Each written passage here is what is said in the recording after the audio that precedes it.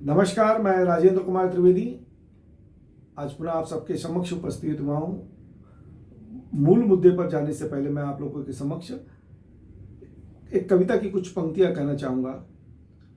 कुछ इस प्रकार हैं। बलि सिंह की कभी देखी न सुनी, बकरे बलि बेदी चढ़ाए गए।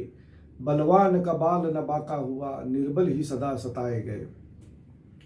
अब आप सोच रहे होंगे इस पंक्तियों का महाराष्ट्र पुलिस दल से क्या संबंध, पर है। मैं कुछ उदाहरण अभी आपसे पेश करूंगा तो आपको मालूम पड़ेगा।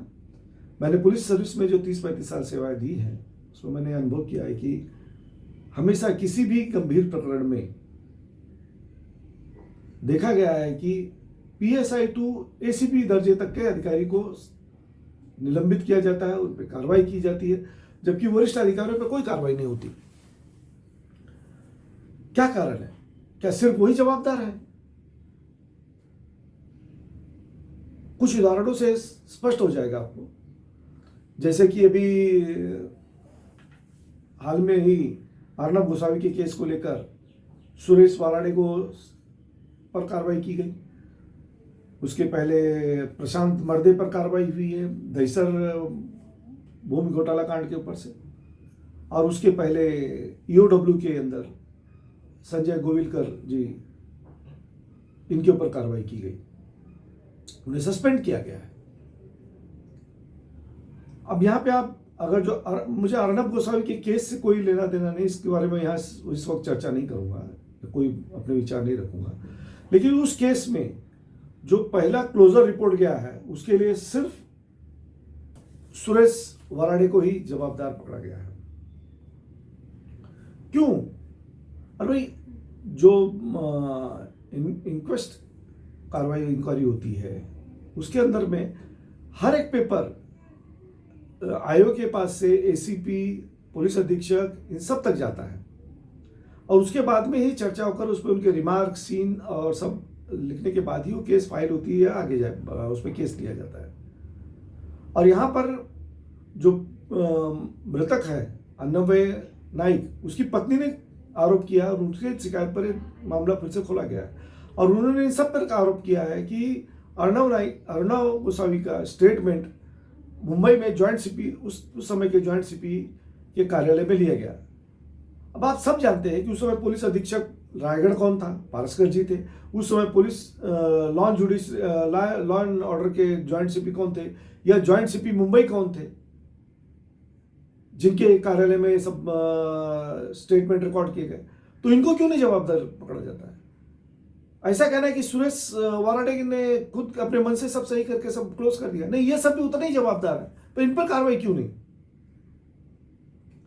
वही हम दूसरा प्रकरण लेते हैं प्रशांत मर्दे का। प्रशांत मर्दे केस में दहिसर में एक भूखंड घोटाले का जो केस हुआ, उसके अंदर प्रशांत मर्दे को जवाबदार पकड़ा गया, जबकि प्रशांत मर्दे उस समय वहां पे सहायक पुलिस आयुक्त पोस्ट पर है, और पुलिस स्टेशन में हुए किसी भी लॉ एंड ऑर्डर या किसी भी क्राइम के संदर्भ में मुंबई पुलिस स्टैंडिंग ऑर्डर के 1 कलम 155 के अनुसार वहां का सीनियर PI पूर्ण रूप से जवाबदार होता है। ACP या सुपरवाइजरी अथॉरिटी है, लेकिन बॉम्बे में एक ऐसा इसके अंदर इन्होंने बीच में रास्ता निकाला है कि ACP का सीनियर PI पे सीधा कोई नियंत्रण नहीं होता, क्योंकि किसी भी अधिकारी पर सीधा नियंत्रण तब माना जाता है जब उसके ऊपर उसका प्रशासकीय नियंत्रण हो, एडमिनिस्ट्रेटिव कंट्रोल हो, और एडमिनिस्ट्रेटिव कंट्रोल तब होता है जबकि वो उसका ACR लिखे। मुंबई में सीनियर PI का ACR ACP नहीं लिख सकता, वो DCP लिखता है। इसका मतलब वो DCP के डायरेक्ट अंडर कंट्रोल में है, तो वहां पे DCP क्यों रिस्पॉन्सिबल नहीं? प्लस ऐसी परिस्थिति में joint CP law and order, जो कि उस समय देवेंद्र भारती थे, जहां तक मेरा अनुमान है, मैं गलत नहीं होऊंगा तो वही थे, तो उनकी जवाबदारी नहीं होती है, उन लोगों को जवाबदार नहीं पकड़ा जाता है। सिर्फ पकड़ा जाएगा कौन? तो ACP तक, उसके ऊपर नहीं, क्योंकि उसके ऊपर सब IPS है।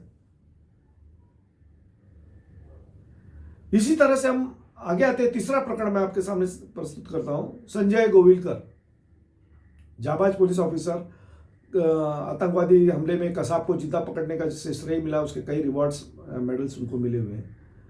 ऐसे अधिकारी को उसका कोई दोष नहीं है, उसको सस्पेंड किया गया। अरे भाई, उसमें कोई भामले नाम के व्यक्ति के ऊपर इन्होंने एलओसी निकाली थी ईओडब्ल्यू में। ईओडब्ल्यू में कोई भी कार्रवाई होती है तो उसका पेपर आईओ से लेके ज्वाइंट सीपी तक जाते हैं। ज्वाइंट सीपी के परमिशन के सिवाय कुछ भी नहीं कर सकते आप।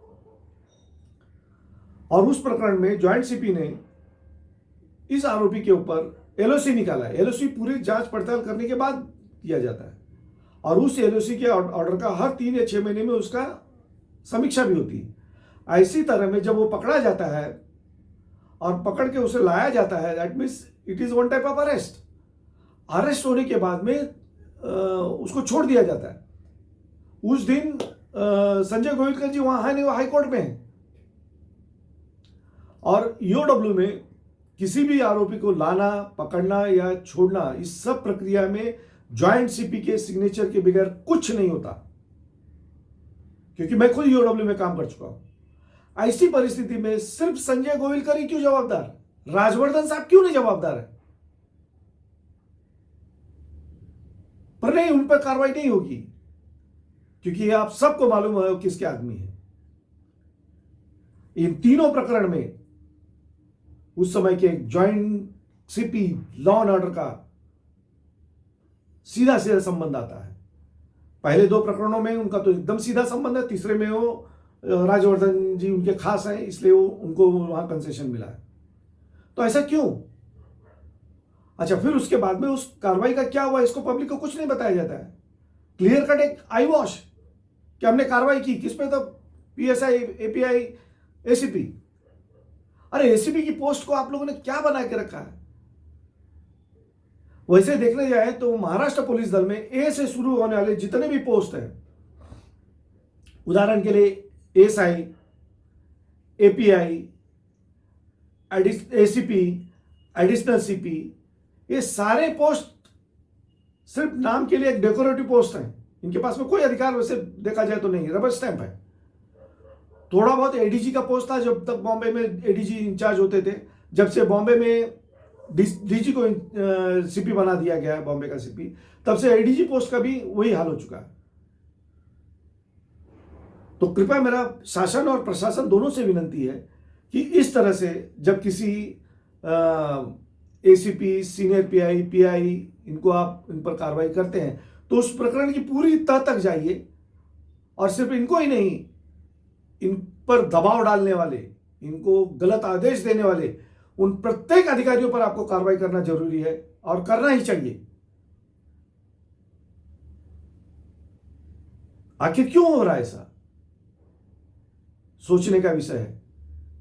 या आप पर छोड़ता हूं, आप सोचिए और निर्णय लीजिए।